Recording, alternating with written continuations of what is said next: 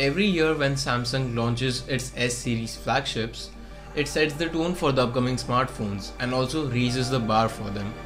Let's find out if that is going to be the case this year as well. Hey, what is up guys, AJ here with EOTO and here are our impressions of the Samsung Galaxy S8.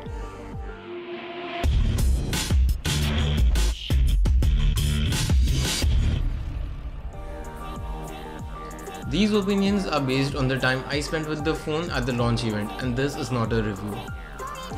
In a time when most smartphones look similar and kinda boring, this phone looks futuristic.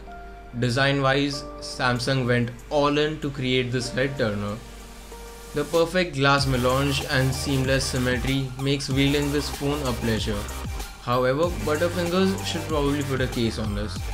And if you don't trust the Gorilla Glass 5 on the front and back. And yes, the glass is very prone to smudges and grimes. The big point here was the inclusion of an infinity display, a screen taller than the standard 16:9 aspect ratio, adopting an unconventional 18.5:9. While this does create an interesting UX, the implementation is not perfect and doesn't play well with third-party apps or most of the content. You see, almost all the content these days is in a 16:9 aspect ratio, and some cinematic movies are in a 21:9 aspect ratio. So there is very little content that is natively 18.5:9, at least right now. This also means that this phone is abnormally tall and reaching the top parts is very difficult.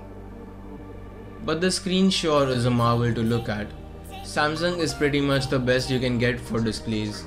Beautiful AMOLED display with a 2960x1440 resolution spread across 6.4 or 5.8 inches with curves.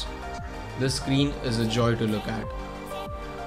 All those narrow bezels mean that the signature Samsung home button is no more and is replaced by on-screen keys.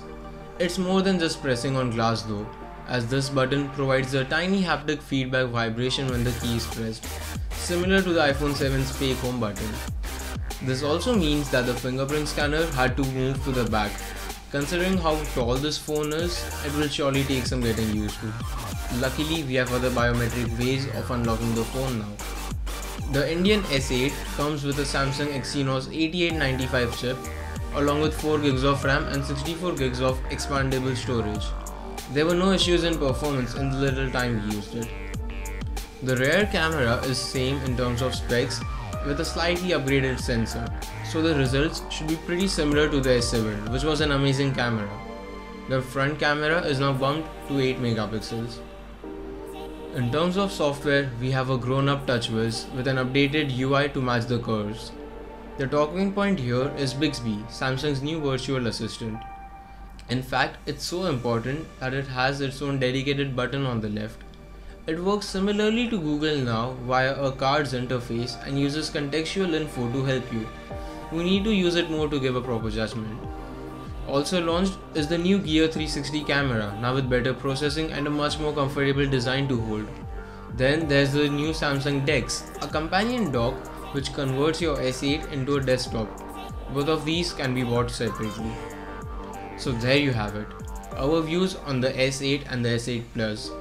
Priced at 58,000 and 65,000 rupees in the Indian market, do you think these futuristic beautiful beasts are a good purchase?